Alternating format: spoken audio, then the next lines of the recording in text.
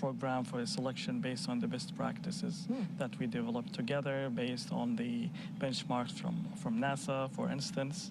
However, that's only a part of it. Then comes to, if you want to build a program, you want to make sure that all the enablers are in place, especially when it comes to the infrastructure and also for the right people with the right competencies to be able to run such a complex program. So we've been building for the past year, utilizing this project as a vehicle to train, to get those people with the right competencies, not only to do the training for the astronaut corps, but also you want to, even for the media, for the finance, for the legal, for the R&D, for the integration. All of it is a part of this secret recipe to get a successful program. And this is only the start, so we're going to keep building and enhancing this program till we get to the point that is optimum. Excellent. Tejpal, as we have only about 1 minute left, what's it like working with individuals versus nations? What's the difference in that relationship like for Axiom Space? Yeah, so, trying to compare a private astronaut with a national astronaut is like asking me to compare my children. Luckily, I only have one child, so I'm prepared to do this. Let's start with what's the same. Each of these individuals on this mission right now are pioneers. Very few people in human history have been to the International Space Station. Today, we're going to see 3 more join. And each individual represents their country and humanity, and they're going to inspire girls and boys all over the world today and moving forward. The big difference is with the Kingdom seeing this more as a program. Right. When we were inspired as kids, I'll speak about myself, coming here with my parents or seeing the shuttle program, it was a long time before it became a reality. Right. And what we're going to see with the Kingdom is this happening more and more as we go forward. And as they say, the sky is the limit for this partnerships, the opportunities for nations, individuals to grow together. Thank you to both of you for joining me. And we're getting so close to launch, so I'll let you get back to it as we toss it back to Hawthorne, where I'm sure you're feeling the anticipation. It's getting so exciting out there. What does it feel like to you? And I know John I is out there as well. Well, thank you, Sonia. And yes, it's a time where the energy is increasing, especially we're inside of 47 minutes to launch. Currently, the SpaceX launch director is checking with the Dragon mission director, make sure that the Dragon ground team is ready to begin propellant loading in just over 10 minutes from now. The SpaceX launch director is also electronically polling the 7 members of the SpaceX launch team for their go to load propellant and launch. Now, once we get that go, when we get green lights across the board here on the procedure, the launch director will then come back and make a series of announcements. They'll talk about the control room, what to do during the countdown, as well as protocols for hold and launch escape. Coming up on 46 minutes, they're continuing to get the goes from the team electronically. We're waiting to hear the launch director give those instructions. That ought to come within the next minute. Now, once we get through the instructions, that will give the clearance to retract the crew access arm. That will then set up for arming of the launch escape system, and that will take us into propellant load itself. That'll begin at T-minus 35 minutes. You can see on the monitor the crew on the right-hand side. They're getting ready for their final directions here. On the left side, we've got the Dragon capsule, the crew access arm. Countdown polls complete, and the team is ready for crew access arm retract, propellant load, and launch. Reminder for control room lockdown for all operators in mission control and firing room 4. Both control rooms will go into lockdown at T-minus 45 minutes, which is now, and remain in that state until the launch escape system is disarmed. All operators remain at their console and maintain a sterile cockpit until MD confirms successful disarming of the launch escape system following orbital insertion or propellant offload in the event of a scrub. Reminder on hold and launch escape protocol. For non-urgent no-go conditions, brief CE or LD. They will approve aborting the countdown. For urgent issues affecting the safety of the operation, operators shall call hold, hold, hold on the countdown net. Launch control will abort launch immediately and proceed into the launch abort auto sequence. At T-minus 10 seconds, launch control will be hands-off and relying on automated abort criteria for the remainder of the count. Finally, operators shall advise launch director whether structural breakup or fire is imminent or occurring for Dragon manual escape flight rules. Finally, regarding Dig through on the first stage ACS isolation valve. We will manually monitor the pressure in the manifold. Stage 1 will assess and at T-minus 35 seconds indicate whether the pressure rise is within the predicted range. If it is not, stage 1 will call a hold on the countdown net. Are there any questions? Hearing no questions, launch control, you may proceed with arming the crew arm for movement.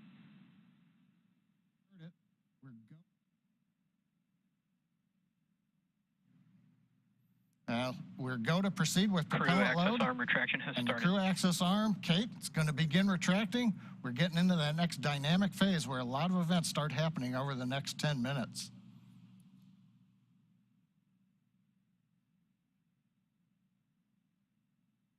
Now, while we wait for the arm to begin moving, currently Falcon 9 Dragon continue to be go. Obviously, we've completed the pull.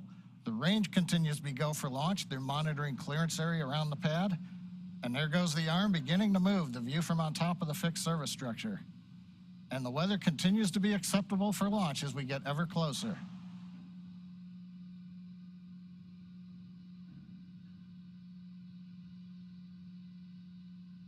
Nice view from the camera inside the White Room as the arm moves away from Dragon.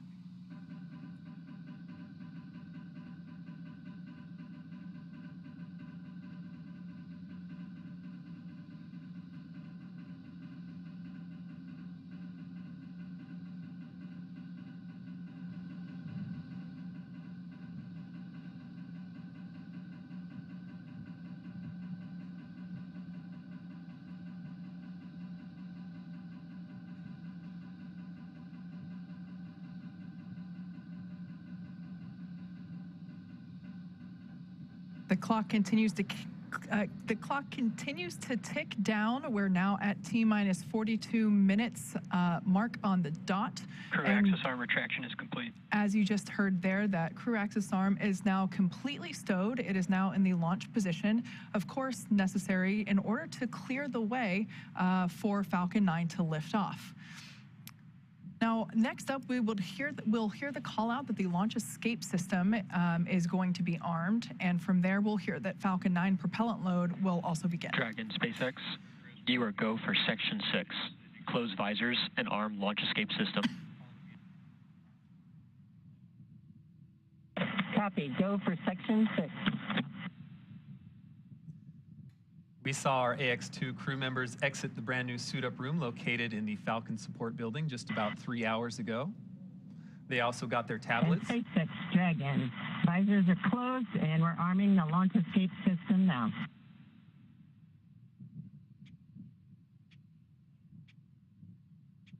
Those tablets provide them with all the information they'll need for the mission. You see them attached to their left legs.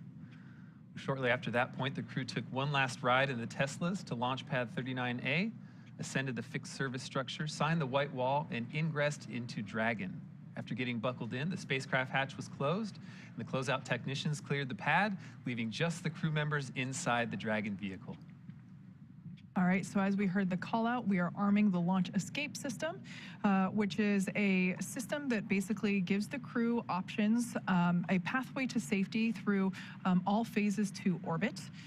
You know, we take every system is verified armed.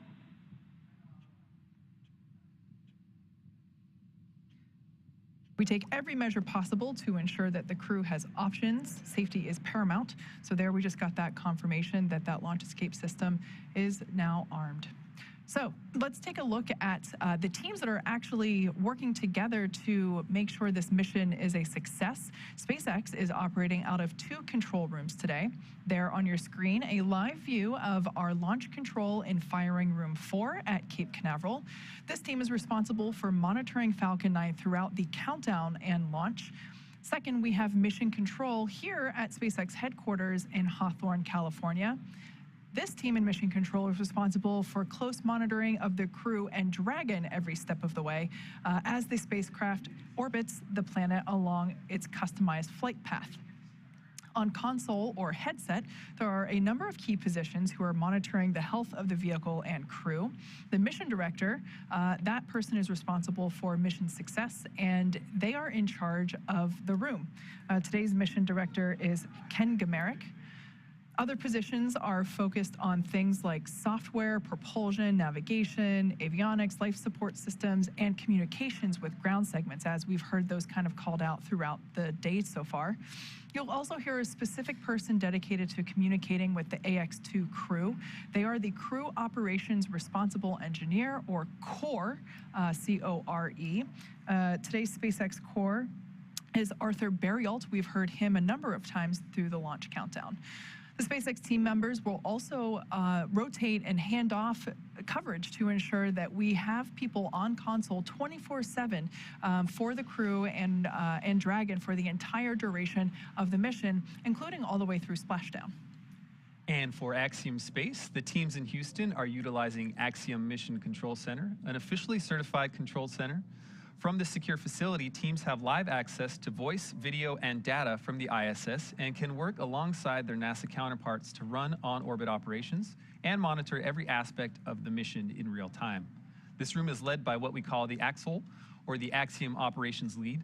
And around the room are positions for officers responsible for research, communications, medical, integration and stowage, and timeline operations. This is a significant step in our journey to expand access to low Earth orbit, as it is only the 12th ground segment partner for the ISS program. And through this facility, we are enabling our customers and the global community a front row seat to the work being done on station. We are now T-minus 37 minutes and 31 seconds from the second all-private astronaut mission to the International Space Station, and the first for any representatives from the Kingdom of Saudi Arabia. Falcon 9 propellant loading began at T-minus 35 minutes. RP-1 fuel loading is underway on both S1 and S2.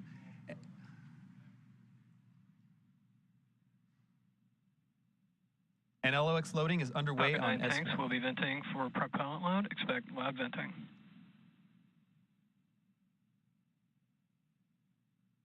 With propellant load, let's go check in with John I.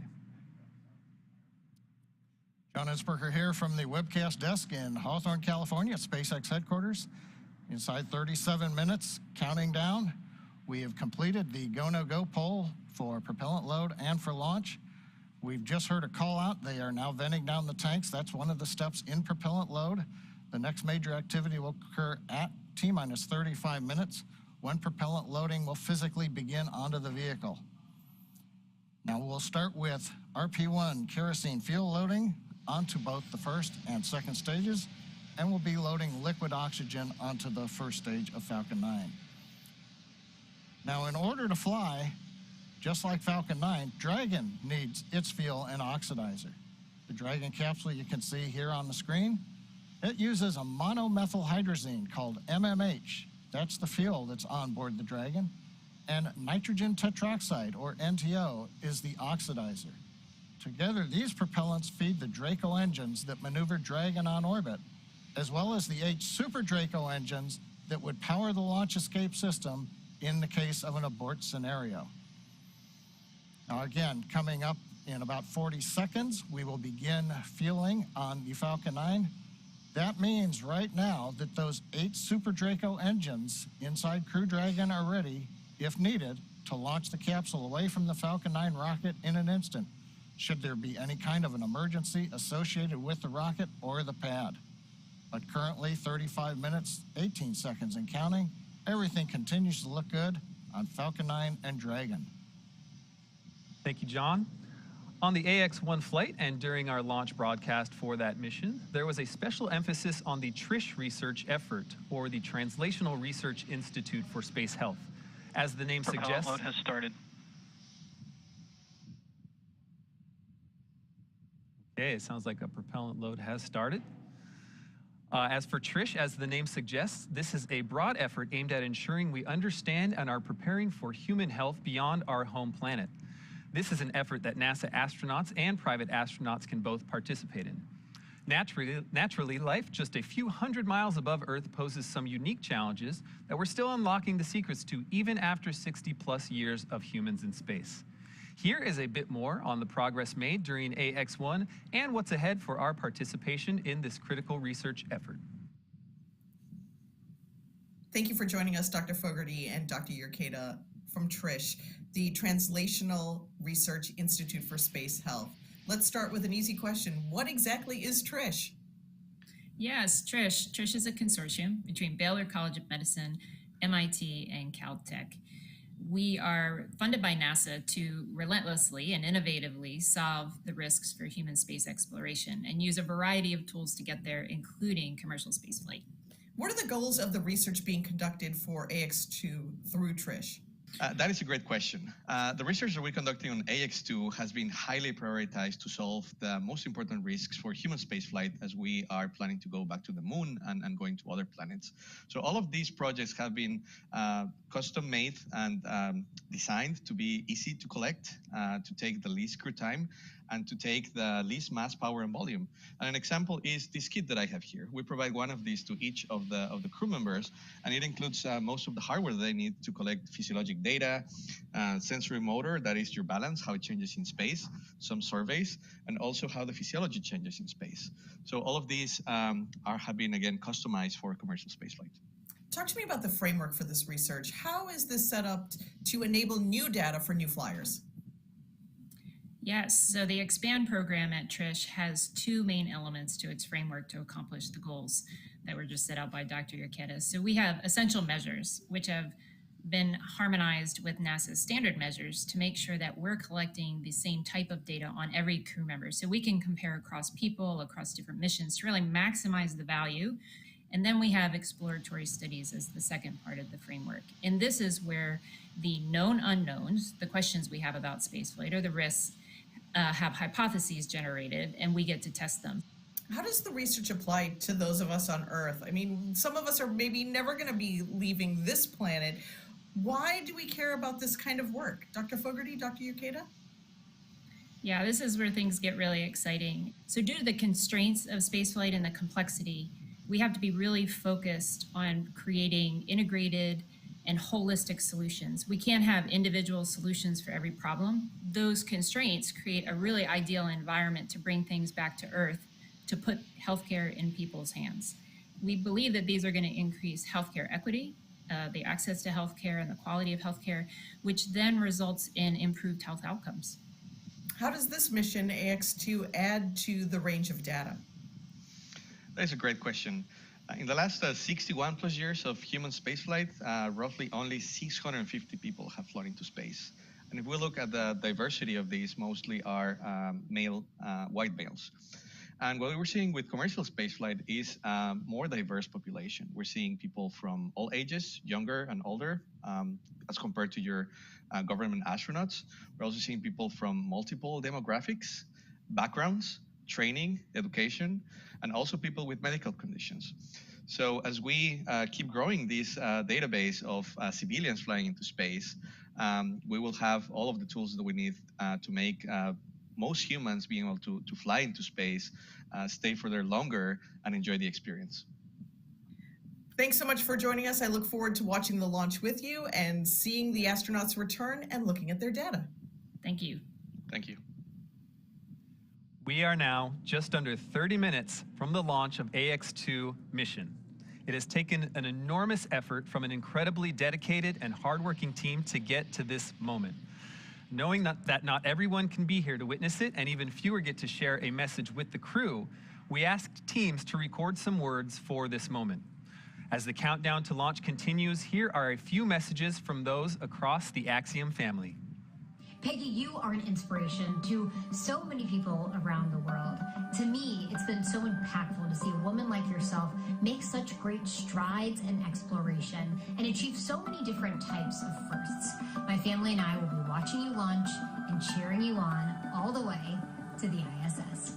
Hi Peggy, Kelly and Delta here. We just wanted to let you know that we're cheering you on. We're so excited to watch you launch. You're an inspiration to women and girls around the world, and you've been a person personal inspiration to me in my own journey to space. We're so excited to watch you launch, and we'll be cheering you on here on Earth. Go, Peggy! Go, Ax-2! Woo! To Peggy, our notorious space ninja, John, aka Loki, to Ali, who's also known as Slayer, and then to Rihanna, our very own ray of sunshine. Wishing you an amazing launch today, as well as a smooth journey to the ISS.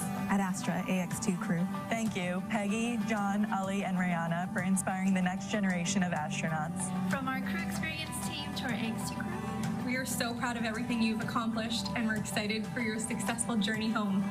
Send us a postcard. Just wanted to say that we're super excited for all the groundbreaking researches you guys are going to do. We're rooting for you, and good luck. The marketing team has been proud to support Ax-2 mission.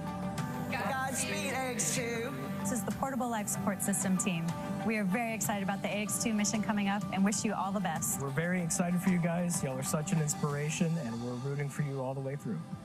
We wish you a safe and successful mission. We want to congratulate the Ax-2 crew. Thank you so much for all of the inspiration, and we wish you the best on your journey. Ax-2 crew, we're proud of you and good luck. Hey Ax-2, all of us in avionics wish you safe travels and lots of fun. Godspeed. This is the Environmental Controls and Life Support Systems team at Axiom Space. We're super excited about the Ax-2 mission and want to wish the best to the crew. Ax-2 crew, we are so proud of you here at Axiom Space. This is the systems engineering team on the station program. Godspeed, and Ad Astra on this groundbreaking mission.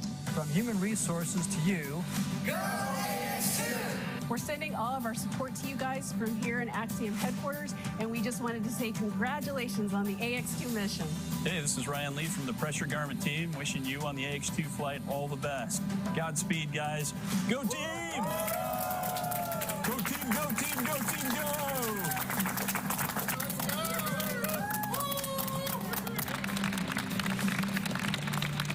Peggy, John, Ali, Rihanna, I look forward to seeing you flying in space and working aboard the International Space Station. I also wish you to enjoy your staying aboard for this another Making History mission. We are all proud of you, and we wait for you on the ground, and Godspeed.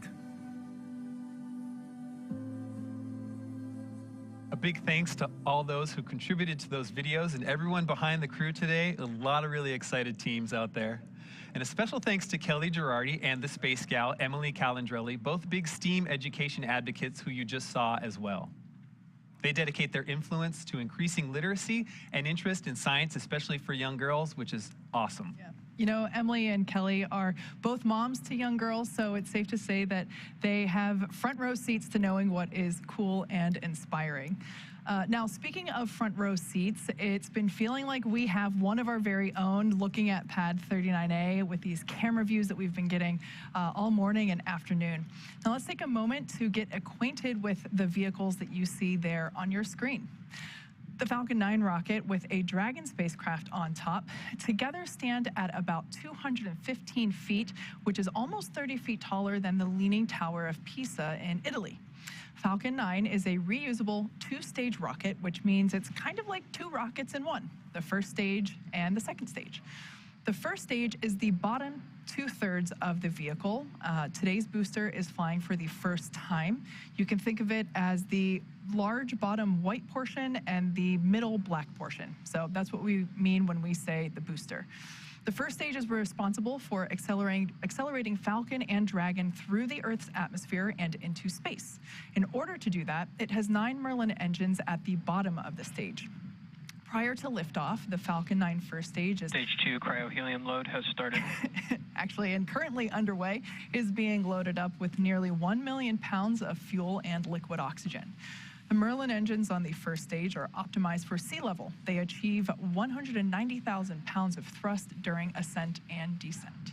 The first stage accelerates the vehicle through the Earth's atmosphere into space and then separates from the rest of the rocket about 2.5 minutes into flight. From there, the first stage will head over to LZ-1. It will do what no other rocket, or excuse me, what no other orbital class rocket in the world can do. It'll go right there, make its way back to Earth. Today marks the first time we are landing Falcon 9 on land for a crew mission. Previous crew missions landed on a drone ship stationed in the Atlantic Ocean. So pretty exciting first for us today. Landing back on land has a lot of benefits. For example, it eliminates the need for our recovery team to be stationed out at sea for days, and it improves our turnaround time to get Falcon 9 ready to fly again. Now, above the first stage is the second stage. The second stage has a single Merlin vacuum, or MVAC engine, and that ignites after the first stage separates. The second stage is essentially a smaller version of the first stage, whereas the first stage is designed to power the vehicle out of the Earth's atmosphere and through the forces of gravity. The second stage is specifically designed to operate in the vacuum of space. The second stage powers the Dragon spacecraft to its targeted drop-off orbit. The Dragon spacecraft itself is capable of carrying up to 7 passengers to and from Earth orbit and beyond. But as we've been seeing with those views inside the capsule, today we're carrying 4 people. We have the 4 members of the Axiom 2 crew. It's the first private spacecraft to take humans to the space station and the only spacecraft currently flying that is capable of returning significant amounts of cargo to Earth. Like the Falcon 9 rocket, the Dragon spacecraft is also reusable. This will be the second flight for this particular Dragon spacecraft. This is Dragon Freedom that the Ax-2 are flying in today. It previously supported NASA's Crew 4 mission in April 2022. Now, we are awaiting our T0 coming up in just over 23 minutes from now. The ground operations teams are doing a series of system checks to make sure both Dragon and Falcon 9 are ready for launch. Let's take a look at what the Ascent portion of the mission will look like. Now, once we hit T0, we're going to watch Falcon 9 and Dragon lift off from historic pad 39A and make their ascent. Now, about 43 seconds into flight, Falcon 9's engines will throttle down to help pass through the period of maximum dynamic pressure on the rocket, what we typically refer to as max Q. It's worth noting, once we hit max Q, we'll be going supersonic, faster than the speed of sound.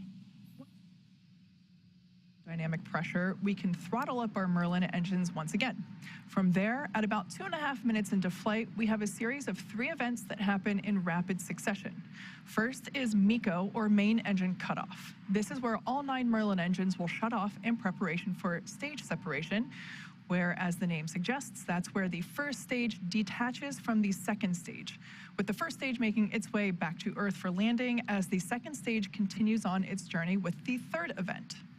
That event is SES-1, the second stage engine start number 1. That's where the Merlin vacuum engine lights up and propels the second stage, along with our Ax-2 crew and Dragon, into orbit. As Stage 2 heads towards its targeted drop-off orbit, Stage 1 will execute 3 burns in order to make its way back to Earth. The first is the boost back burn, where 3 of the Merlin 1D engines will reignite and then shut down. This helps to head the booster back to Cape Canaveral. The second burn, or the entry burn, helps to slow the stage down in preparation for entry back through the Earth's atmosphere. At about 90 seconds after Dragon gets into orbit, Falcon 9 will then land back on Earth. The landing burn will bring the vehicle speed down rapidly in order to land back on land near the launch site today, around 8 minutes into mission. I should say that actually happens about a minute prior to that second engine cutoff. Yep, you're right, Kate. So as the first stage is back on Earth, the second stage will cut off its single Merlin engine that was ignited right after stage separation. Once this happens, we wait for that all-important confirmation of a good orbital insertion. Then, Dragon will begin its preparations and separate from the second stage. About 3 minutes after the second stage gets into orbit, we ought to get that great view from the forward camera showing Dragon with its 4-person crew drifting away from the second stage. And once Dragon is a short distance away, it will begin checking out those Draco maneuvering thrusters to make sure that Dragon continues to increase the separation distance from the second stage. The nose cone deploy sequence will initiate just before T plus 12 minutes and finish around T plus 15 minutes, which will expose Dragon's docking mechanism in advance Stage of 2 arrival. RP1 load is complete. All right, that call out there telling us that RP1 loading is now complete on Stage 1. Now, in advance, or excuse me, on, I think we heard actually Stage 2 there. Now, that docking mechanism exposure will be in advance of arrival to the International Space Station. Now, with that, let's head over to Leah at Johnson Space Center in Houston for another update on how things are going there with station preparation. Hey, Leah. Hey, Kate. The space station team here in Houston is focused on the critical systems on the station, and everything continues to function as expected ahead of launch. So the teams have verified the command path from the ground up through our constellation of communication satellites to the station. Everything is nominal. We love that word, and the station will be ready to receive Dragon tomorrow should they launch tonight.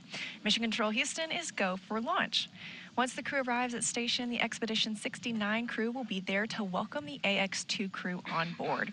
Right now, living in the station, we have 7 people. That includes NASA astronauts Frank Rubio, Woody Hoberg, and Steve Bowen, United Arab Emirates astronaut Sultan Al-Nayati, and Roscosmos cosmonauts Andrei Fedyayev, Sergei Prokopyev, and Dmitry Petelin.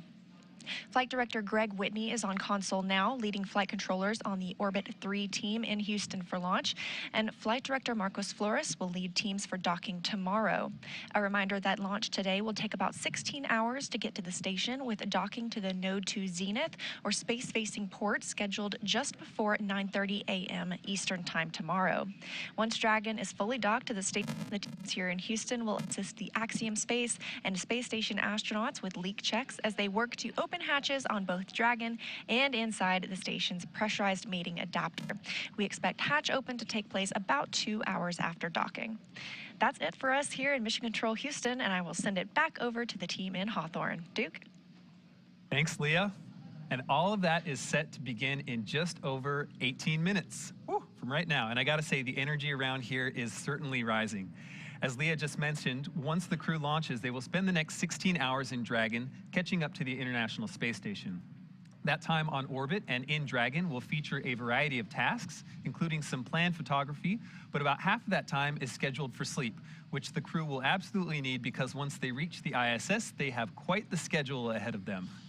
They will spend 8 days on station conducting a variety of science investigations and technology demonstrations, including radiation protection research, studies on how to create rain and how to enhance our understanding of dangerous thunderstorms, as well as DNA research with nanomaterials and reprogramming skin cells to help create regenerative medicines. Wow. When they are not hands-on with research, they will be participating in numerous outreach events connecting with groups around the world. John, for instance, will use the station's ham radio to share a message with students. Beyond all that, Commander Peggy Whitson has assured us that each of them will carve out some time to simply pause and look down at the planet below as it speeds by at a cool 17,500 miles per hour. I mean, I would imagine that if I were in space, my face would just be up against the window the whole time. On station, just in the cupola the whole time. Yes, exactly. Now, as we've said before, we have an instantaneous launch window. That means that we have 1 second. We're targeting 5:37 p.m. Eastern Time, 2:37 p.m. Pacific Time. So just 16.5 minutes from Stage now. 2 LOX load has begun. That call out, they're telling us that the liquid oxygen on stage 2 is now beginning, or the liquid oxygen on is beginning to be loaded onto stage 2. That will wrap up around T-2 minutes. Now, I was talking about the instantaneous launch window because we are essentially chasing the space station. We're trying to catch up to it. It means that in order for everything to be precisely lined up in terms of how much propellant we're taking on board, and obviously we don't want to take too much because everything about space is weight. How much weight are you taking? And so we want to optimize our path to the International Space Station. And yeah, so we basically have that instantaneous moment to take off. All right, and that moment is coming soon. And as we approach the final moments of our countdown to launch, Axiom Space CEO Mike Suffredini wanted to take a moment to reflect on this, the second Axiom Space mission. This mission today is very meaningful for Axiom Space. It's a watershed moment because it's our opportunity to really start bringing the rest of the world to the International Space Station. We're honored that the Kingdom of Saudi Arabia is flying with us here today. The 2 crew members flying are fantastic. They've done a great job in training. Of course, John Schaffner's been with us for a while. He's a backup on AX-1. We're excited for him to fly. Of course, the commander is Peggy Whitson, and while she's the first woman commander for a commercial mission, that's a big deal to us. I really don't think it's a huge deal to Peggy. She's flown so many times. This is, like riding a bike. But we're very excited for this crew, and we're looking forward to their mission. So, we don't do this by ourselves. Axiom is a wonderful company with fantastic employees. They've done quite a bit of work to get to this point. The commander is one of our very own as well. But our thanks go out to the entire team that support us. Axiom done a fantastic job in preparing for the mission and the medical and all the work that's gone into getting the crews ready to go fly. SpaceX, with its fantastic, reliable Dragon spacecraft and Falcon launch vehicle, have prepped the crew and the vehicle, and it's out on the launch pad ready to go. And of course, NASA, we can't do any of this without NASA, who has worked with us along the way, allowed us to have this opportunity, and will work with us on orbit. And of course, the investors. The reason why we get to do what we're doing as a company and build this space station and do these missions is because the investors that are with us along the way. So it's the entire team that has supported us and worked with us throughout this last several months as we prepared for this mission, and we're thankful to them all. All right, guys, you're going to have a great time on orbit. We're looking forward to seeing you there on orbit. From all of us here at Axiom, we wish you good luck and Godspeed. Just under 13.5 minutes, and everything continues to look good for launch of Falcon 9 and Dragon. Now, currently, Falcon 9 began we are still tracking no issues on Dragon for today's launch. We have continued weather evaluations, and for your awareness, we are monitoring an anvil cloud that is moving towards LC-39A. It's currently 5 miles away, and it just needs to remain outside of 3 miles for launch to continue. The weather officer is going to continue monitoring this cloud and will continue to provide updates to the launch teams. How copy? Dragon copies, no issues on the vehicle. Watching the cloud. Thinking very dry spot. Good readback. And just a reminder that for the Falcon 9 valve, the Falcon team is going to be performing that manual evaluation of the manifold pressure until T-minus 35 seconds. And if we do not pass those checks, the Falcon team will call a hold. If the evaluation passes, there will be no call made, and we will continue with the countdown. So again, at T-minus 35 seconds following the manual evaluation, if we do not pass those checks, the Falcon team will call a hold. But if there is no call, we have passed the checks, and we will continue with countdown. Dragon copies, manual evaluation. We'll call a hold if it's not passing the check. Expect no call if it looks good. Good readback. I like that comment. Thinking dry thoughts. Now we're talking about propellant loading. RP-1 fuel is completely loaded on the second stage. Fuel loading is continuing on the first stage. We're just about full. It'll finish up at the T-minus 6 minute mark. Densified liquid oxygen loading is continuing on the first stage and the second stage. Both stages well underway. First stage is nearing a completion, but it won't wrap up until T-minus 3 minutes. The second stage just began a few minutes ago. That'll wrap up at T-minus 2 minutes. As we get closer to launch, we will do various checkouts. One is the thrust vector controllers. These are what move the engine nozzles around on the first and second stage engine, and when we move those nozzles, we call it TVC wiggles. Those will be done inside 10 minutes. We'll also be doing checkouts of throttle valves on the engine. Now the range currently is go. Air and sea space are clear. The weather, you heard the briefing from the Corps up to the crew. We're watching one anvil cloud. It's within 5 miles, but it's got to just stay more than 3 miles away, and we will be go to fly. And meanwhile, the Dragon team also had reported they're working no issues. Everything is complete through the countdown. The comm checkouts are finished. The access arm is retracted. The launch escape system is armed. The crew is strapped in and ready to go. We're coming up on final instructions of the crew. We'll hear that at T-minus 10 minutes. They'll configure their displays for launch.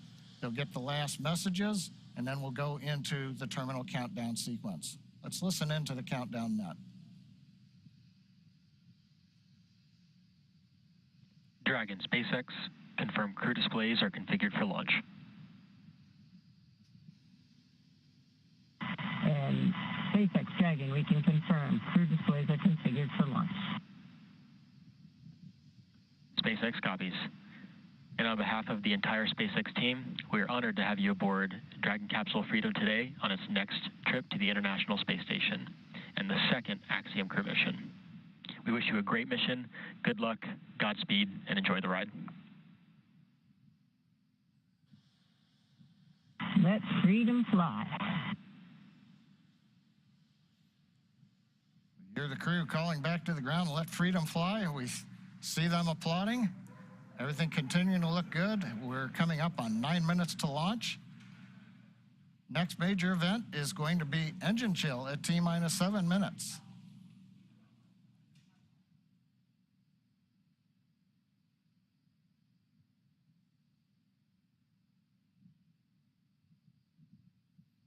As John just said, at T-minus 7 minutes, we will begin to flow a little bit of the super chilled liquid oxygen through the turbo pumps, which that is basically chilling the hardware, performing an engine chill prior to the full flow. We do that in order to help minimize the chances of the hardware experiencing any thermal shock when that full flow of super chilled liquid oxygen occurs. Now we can see some venting from the vehicle now, totally normal. It is that liquid oxygen just vaporizing as it comes into contact with the ambient air. And Kate, maybe this is an opportunity, we always use the word abort. This might be a chance to let everybody know that there are abort callouts in flight that we're going to hear. Those are just heads up to the crew that says, should a contingency occur, there's different actions that'll happen at each various stage of the flight when you're on first stage or when you're on second stage. That's right. We should actually hear Commander Peggy Whitson calling those abort modes out as they are ascending and really getting to orbit. She is tracking everything on both her tablet as well on her leg, as well as the crew display above her head. So she is able to identify at which mode they are entering, and those modes identify basically where and what sequence Dragon would take at that point in time during the flight. Now we're about 10 seconds away from that engine chill for the first stage.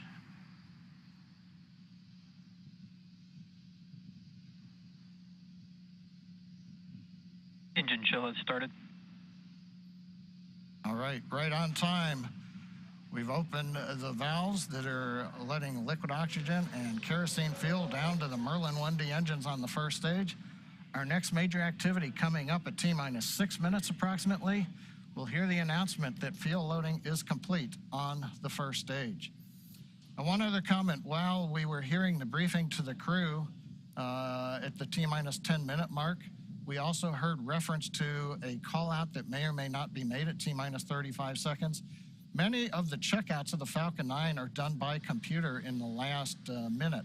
There is one today that requires an engineer to look at some data. If, for example, that system had an issue, that would be called out at T-minus 35 seconds. Right now, everything continues to look good, though, on Falcon 9.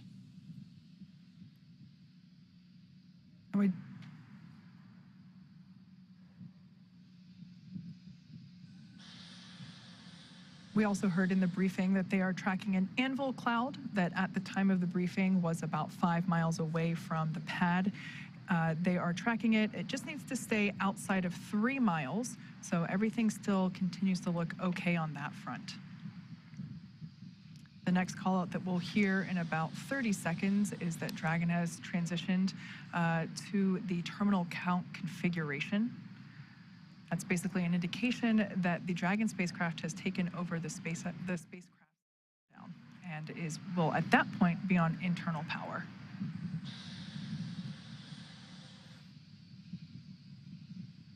At this point in time, RP1 is now completely loaded both on the first and second stages. LOX load continues on both stages.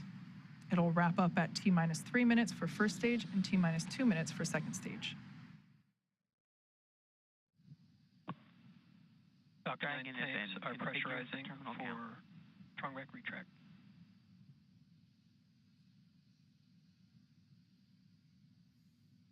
Pressurization call out. We are putting pressurized gas helium onto the stage in preparation for opening up the clamp arm that's around the top of the second stage.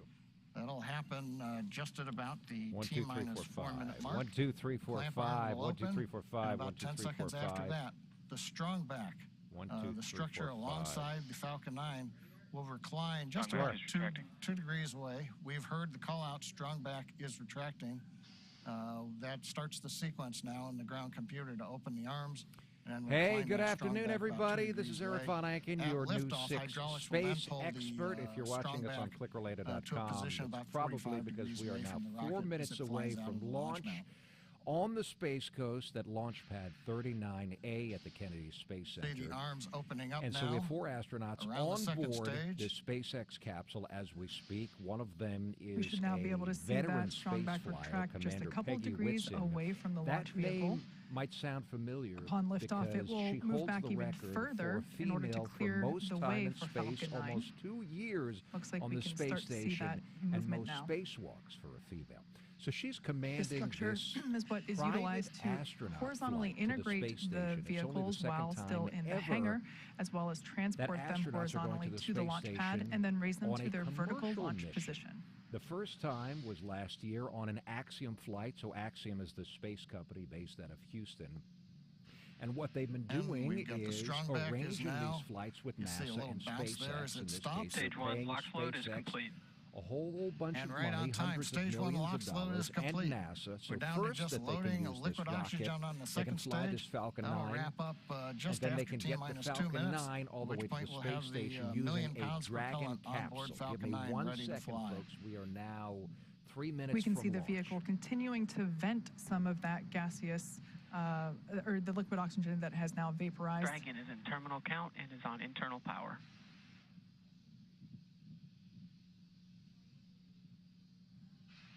We have a live view there of the SpaceX team here at headquarters in Mission Control on the left-hand side, as well as the Axiom team from their own Mission Control as well on the right.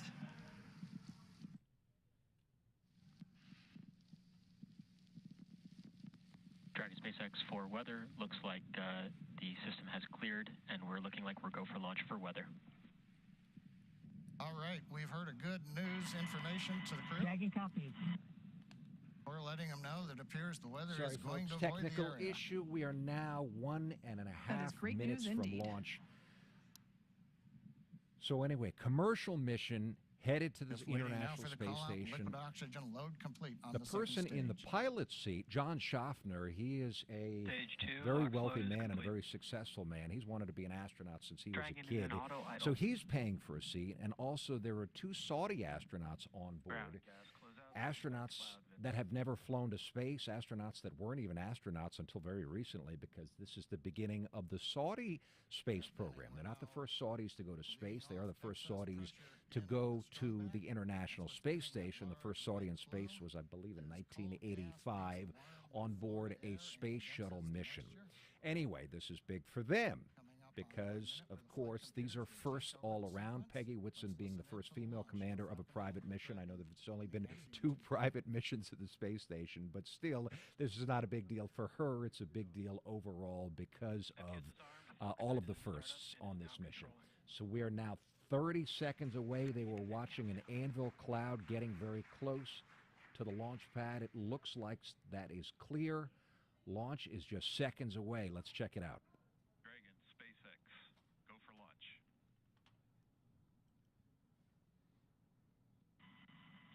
copies. Go for launch. T-minus 30 seconds.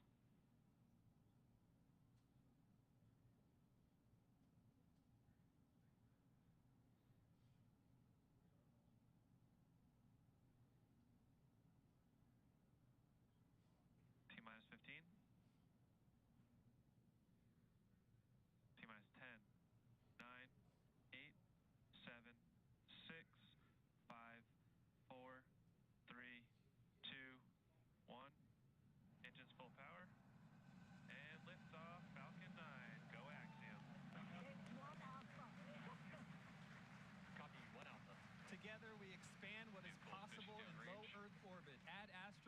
Godspeed, Ax-2.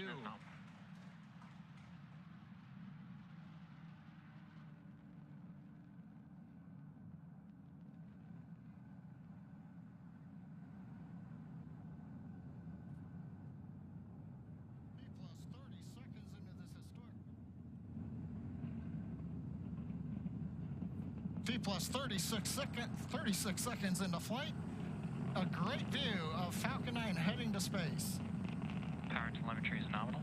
Stage 1 throttle down. Power telemetry nominal. We're into the throttle bucket. The first stage is throttle down power on the Merlin engines in preparation for Max-Q.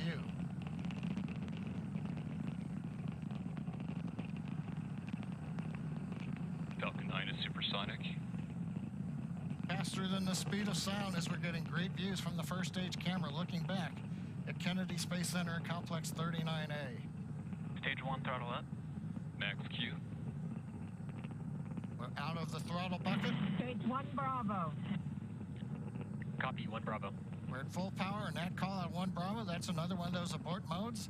As we get higher and faster, the logic for Dragon, should a contingency occur, changes from stage to stage. Impact chill is underway.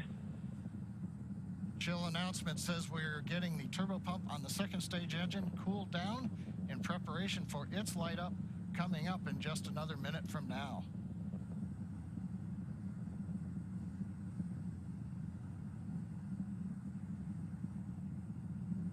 Again, great views looking back, and you can see the contrail as we left 39A and the shadow of the contrail against the cloud deck around Florida.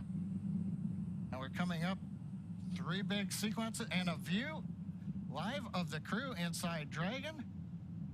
They're getting ready. We're going to get 3 events here. Main engine cutoff, stage separation, and then we're going to light the second stage engine. We've heard the throttle down in preparation for stage separation.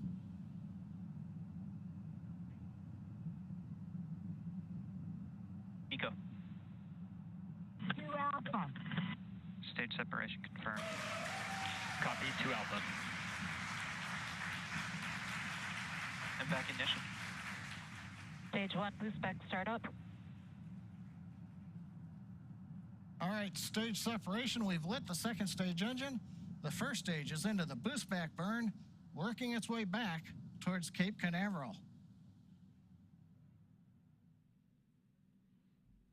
Views on the left side, that's the first stage. Second stage engine nozzle is...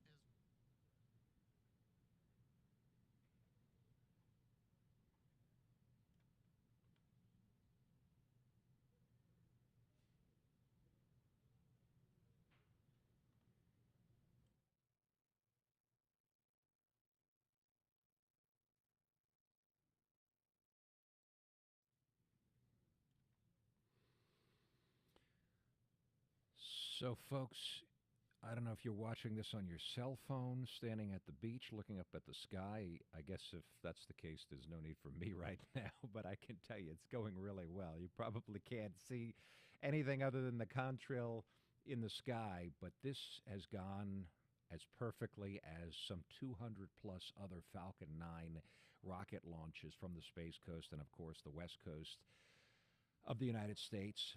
This a little bit different because we have 4 people on board and they're going to the space station. So typically what happens with the Falcon 9 is we get high enough and the first stage of the rocket separates from the second stage, which of course is connected to the capsule, and then the capsule being on top of that second stage where the astronauts are sitting. Now, usually with an astronaut launch, the booster does not try and land because there's just not enough fuel.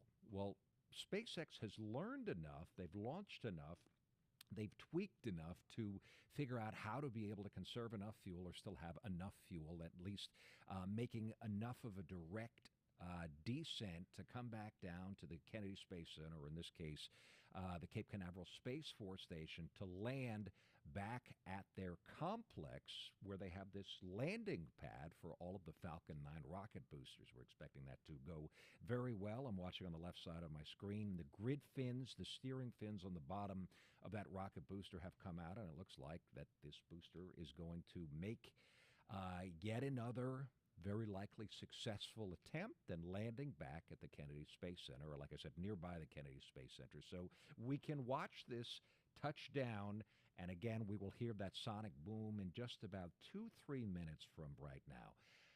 Also, as we speak, those 4 astronauts continue to go into space. They got a bit of a trip. It's 15, 16 hours to the International Space Station, which is quicker than it used to be. But what's going to happen now is they're going to change out of their launch suits and into their, I don't know if there's an official word for this, their lounge suits maybe on board that capsule. Maybe they're flying suits, they're space suits, I guess. They're not pressurized suits because you don't need those anymore.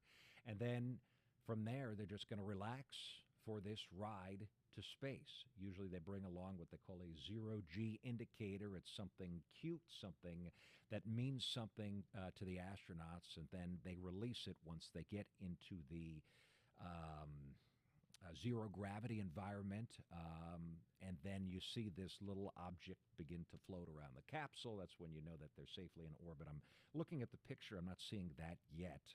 So we don't know what that is going to be yet, but the astronauts on board all look fine. Again, why is this significant? The second ever commercial launch to the International Space Station. So NASA has realized that the space station, because our tax money, your tax money, a lot of tax money from around the world, from the different countries, have all continued to pay for the use of the space station. The ongoing use for the United States alone, it's several $billion per year. Your tax dollars paying for that space station way up high over the Earth. So NASA's saying, let's open this up to people who want to go to the space station. So Axiom, they're the space provider, the space company. They don't make rockets. They don't make capsules.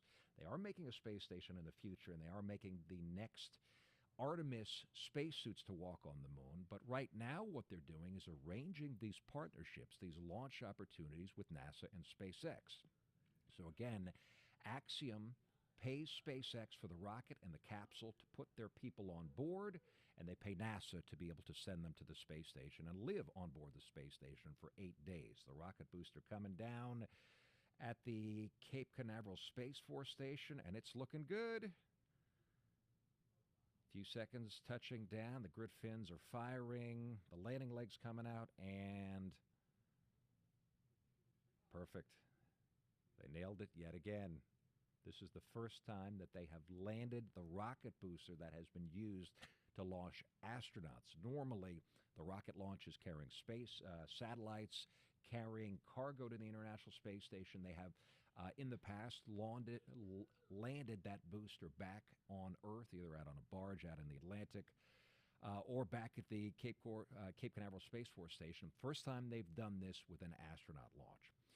So again, the partnership between Axiom and NASA and SpaceX is allowing people who have enough money to pay for a seat on a capsule to go to the space station. We've had prior launches. Axiom arranged prior launches just taking astronauts, commercial astronauts, or I guess private astronauts on commercial rides into space. We covered that in the past few years, where they just floated around for a few days and they came back. And then Axiom one-upped it by going to the space station. They took 4 people about a year ago, and this is the second time they're taking 4 people to the space station, again, paying astronauts, commanded by a former NASA space veteran, a woman who has done more than most people can even dream about combined. Including me. She's commanded the astronaut corps. She's commanded the space station. She has done more spacewalks than any other female, and she has spent more time in space than any other female in the world. So she, Peggy Whitson, Commander Peggy Whitson, is in charge of this mission. She's got a pilot named John Schaffner. He's a commercial, I should say competitive skydiver. He's a pioneer when it comes to fiber optics. That's how he made his money. He's a skydiver. He's a pilot. He's got thousands of hours, I want to say, of flying planes. Also, he drives race cars. So this has been his dream ever since he was a kid. He gets to go to space. He was actually the backup for the Axiom 1 private astronaut mission to the space station.